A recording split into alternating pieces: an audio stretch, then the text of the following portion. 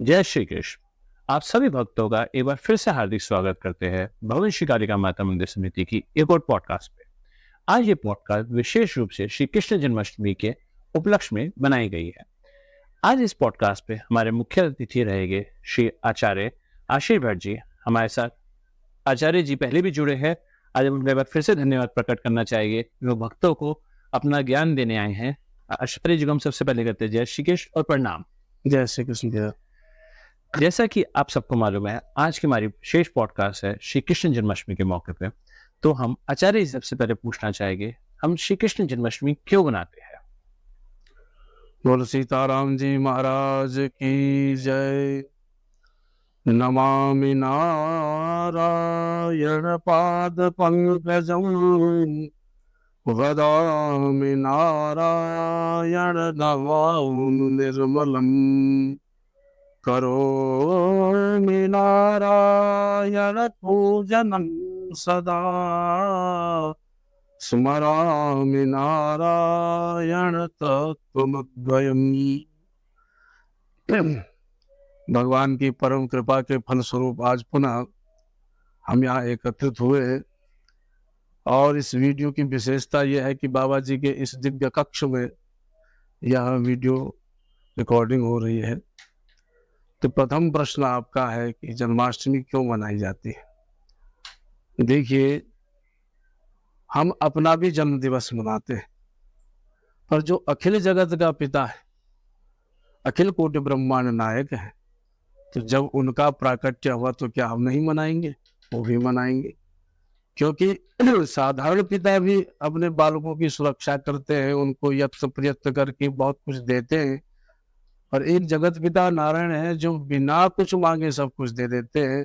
तो ऐसे परम दातार दान शिरोमणि भगवान का जब प्राकट्य होता है तो उस दिन भी तो हमें उनका प्राकट्य उत्सव मनाना ही चाहिए। दूसरा, इसलिए भी कृष्ण जन्माष्टमी मनाना चाहिए कि भगवान के यद्यपि 24 अवतार हैं और उन 24 अवतारों में भगवान के जो प्रधान अवतार हैं श्री राम और श्री कृष्ण, तो जिसमें श्री कृष्ण मुख्य है। मुख्य इस कारण से नहीं है, कुछ लोग कहते हैं राम जी द्वादश कलात्मक है, कुछ कहते हैं कि भगवान कृष्ण 16 कलात्मक है इसलिए बड़े हैं। इसमें बड़े छोटे का भेद नहीं है। मुख्य बात यह है कि भगवान जो श्री कृष्ण है वो बहुत सरल होकर के आए।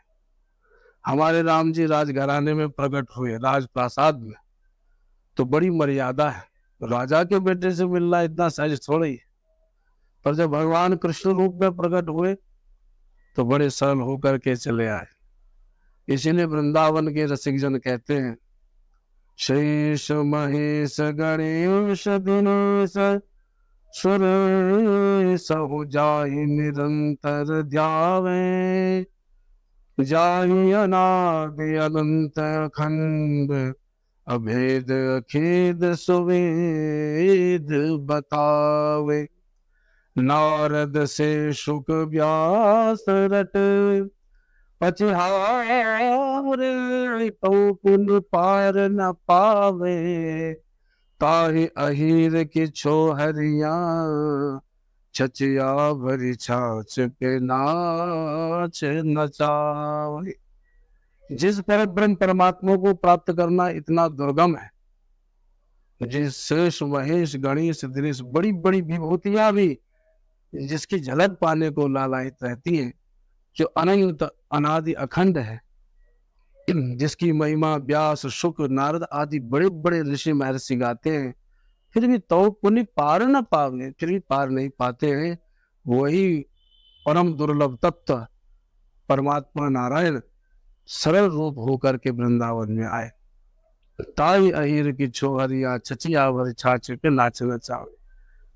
गोपिया कहती है, कन्हैया तेरा नाचने को लगेगो तो तुझे ताजो ताजो माखन खवाएंगी। पर खवाने के बहाने नचवाती तो पूरे दिन भर है, पर साज को कहती तेरा नाच बिल्कुल नहीं को नाए लगो, जा भाग जदारी की। तो कन्हैया को भगा देती और कन्हैया बाहर रोते रोते चले भी जाते हैं। पर आश्चर्य तो यह है कि दोबारा जब सूर्योदय होता है अगले दिन तो भगवान फिर से नाचने आ जाते हैं। कारण कि गोपियां प्रेम रस में पड़ी है, इसलिए भगवान आते हैं। तो जो परमात्मा इतना दुर्लभ है, कृष्ण रूप में इतना सरल हो गया, इसलिए कृष्ण जन्माष्टमी मनानी चाहिए, ताकि जैसे भगवान श्री कृष्ण भक्तों के लिए सरल हो गए, हम भी भगवान के भक्तों के लिए सरल हो सके। सरलता जीवन में आना सहज नहीं है, ये कृष्ण चरित्र से ही प्रकट होता है। आचार्य जी, जैसे आजकल तिथियों में बहुत रहता है कि हर त्योहार 2 मनाए जा रहे हैं, उसके बारे में कुछ बताइए? ऐसा है कि त्योहार दो नहीं होते, त्योहार तो एक ही होता है, लेकिन पद्धति दो है। एक स्मार्त पद्धति है, एक वैष्णव पद्धति है। मुख्य रूप से स्मार्त पद्धति मतलब जो गृहस्थियों के द्वारा अपनाई जाती है, और वैष्णव पद्धति मतलब जो वैष्णव दीक्षा ले चुके हैं। तो प्राय जो स्मार्त पद्धति से त्योहार मनाते हैं, वो तिथि को देखते हैं। अगर तिथि दिन में लग गई तो उस तिथि को मानेंगे। लेकिन वैष्णव संप्रदाय में थोड़ा बिल्कुल अलग है कि सूर्योदय में जो तिथि होगी उसी तिथि को पूरे दिन भर माना जाता है। इसीलिए ये पद्धति भेद के अनुसार दो लगते हैं, लेकिन वास्तव में ये एक ही है। जो वैष्णव परंपरा को मानते हैं, जैसे हमारे परम पूज्य श्री बाबा जी महाराज के यहाँ जो भी त्योहार मनाए जाते हैं वो उदय तिथि के हिसाब से मनाए जाते हैं। जैसे हमारे महर्षि जी भी कहते थे कि अगर सूर्य उदय के टाइम 5 मिनट भी सूर्य उदय के टाइम है तो हम उसको पूरा दिन मनाते थे। एक बार मुझे वाकया याद है, पूर्णमासी थी, तो पूर्णमासी थी लगभग सुबह 7 सवा 7 बजे तक। तो हमारे एक बात ने कहा, महर्षि सुबह सवा 7 तक है तो 56 भोग 7 बजे तक लगाएगी। मानिए नहीं, अगर सुबह की एक बार सूर्योदय की हो गई, चाहे वो 5 मिनट की भी हो, हम पूरे दिन उसको मानते हैं। इसलिए हम सूर्योदय की हमेशा हर तिथि को बनाते हैं। जी, आचार्य जी, पूजा की विधि क्या है जन्माष्टमी की? पूजा की विधि ऐसा है कि पूजा तो पंचोपचार षोडशोपचार पूजन होता है। जैसे अन्य देवताओं का भी पूजन होता है, वैसे भगवान का भी पूजन किया जाता है। पर अधिक ना कर सके वह पंचामृत का निर्माण करके, तो पंचामृत के द्वारा विधिवत मंत्रोच्चार करके अभिषेक करे। उसके बाद शुद्ध जल से स्नान करा करके गंध तिलक माल्यार्पण धूप दीप और नैवेद्य चढ़ा करके भगवान का यजन किया जा सकता है। मुख्य बात यह है कि हमें भगवान का भजन करना है। जन्माष्टमी को व्रत के रूप में मनाते हैं। व्रत का एक अर्थ है उपवास। उप कहते हैं समीप को, वास कहते हैं रहने को। जिस दिन हम ठाकुर जी के निकट रहते हैं उसको ही उपवास कहते हैं। आजकल उपवास तो रखते हैं बट ठाकुर जी के निकट नहीं रहते, अन्य काम सब निपटाते हैं। तो वास्तव में जन्माष्टमी में वही व्रत माना जाएगा जिसमें हम ठाकुर जी के निकट रह करके उनका भजन करते रहें और फिर पंचोपचार आदि के द्वारा पूजन करें। अच्छा जी, जन्माष्टमी में हम उपवास रखते हैं, तो उपवास में हमें क्या क्या चीजें मुख्य तौर पे करनी चाहिए और कैसे उपवास रखना चाहिए जन्माष्टमी का? उपवास की जहाँ तक बात है तो हमने भी अर्थ प्रकट भी किया था। मुख्य तो यही है कि ठाकुर जी से निकट रहें। दूसरी बात, इसमें निराहार रहने की ही पद्धति है। वही निर्जला तो रख नहीं सकते हैं, क्योंकि देह को भी देखना होता है। शरीर माध्यम खरो धर्म साधनम। अगर शरीर में ही कोई समस्या आ गई तो व्रत उपवास कैसे रख पाएंगे। लेकिन आप निर्जला न रख पाए तो निराहार जरूर रखें। अरे निराहार भी न रख पाए तो फिर फलाहार रखें, दुग्धाहार लें। और ये नहीं कि फलाहार कर लें फिर तो सोते रहे, वो व्रत नहीं होगा, तो कभी फल भी नहीं मिलता है। इसलिए हम निराहार रहें, दुग्ध या फल ले सकते हैं। चलिए, बात जिस तरह से रात को 12 बजे ठाकुर जी का अभिषेक करा जाता है, वह कैसे करा जाए?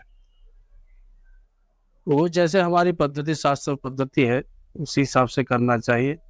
सबसे पहले ठाकुर जी को स्नान आदि कराएं शुद्ध जल आदि के द्वारा। फिर दूध दही शहद बूरा पंचामृत चीनी आदि के द्वारा अभिषेक कराएं और उसके बाद शुद्ध जल से फिर स्नान कराएं। फिर उसके बाद वस्त्र उपस्त्र के रूप में हम मोली चढ़ा सकते हैं या वस्त्र भी पहना सकते हैं। उसके बाद यज्ञोपवीत धारण कराएं। यज्ञोपवीत के बाद आचमनी चढ़ा करके गंध तिलक आदि करके माल्यार्पण करके, विशेष करके तुलसी की माला हम चढ़ाएं और उसके बाद फिर धूप दीप दिखा करके नैवेद्य, उसमें माखन जरूर हो, क्योंकि हमारे ठाकुर जी नवनीत प्रियम, नवनीत को बड़ा प्रिय मानते हैं, तो माखन जरूर हो। फिर उसके बाद तुलसी दल रख करके ठाकुर जी को भोग लगाए। सामग्री अधिक से अधिक हो सकती। चलिए जी, राधाष्टमी और श्री कृष्ण जन्माष्टमी में कितना दिनों का फर्क है? 15 दिन का ही अंतर है। भगवान कृष्ण अष्टमी को आए, भाद्रपद मास की कृष्ण पक्ष की अष्टमी को, और ठीक 15 दिन बाद भाद्रपद मास की ही शुक्ल अष्टमी को श्री राधा रानी का प्राकट्य हुआ। थोड़ा सा अंतर यह है कि भगवान कृष्ण रात्रि को 12 बजे आए, हमारे किशोरी जी दिन में 12 बजे चली आए। उसमें भी एक मार्मिक कथा आती है कि ठाकुर जी जब प्रकट होने लगे रात्रि 12 बजे, तो राधा रानी ने कहा कि अब रात्रि को क्यों प्रकट हो रहे हैं? भगवान बोले मैंने तो चंद्रमा को वचन दिया है, इसलिए तो जाना पड़ेगा रात्रि को ही। तो बोले तुम आपके भक्त पूरे दिन भर व्रत रखेंगे, आपको कष्ट नहीं होगा? कहीं तो निर्जला भी रखते हैं। तो बोले मैंने तो वचन दिया है किशोरी जी, पर अगर आप अवतार लेंगी तो आप तो अपने हिसाब से आ सकती है। तो बोले मैं तो दिन में आऊंगी, अपने भक्तों को ज्यादा कष्ट में नहीं देख पाऊंगी, इसलिए किशोरी जी दिन में 12 बजे आए। आचार्य जी, राधा अष्टमी का महत्व क्या है? कृष्ण तत्व को जानना ही जीव मात्र का परम लक्ष्य है।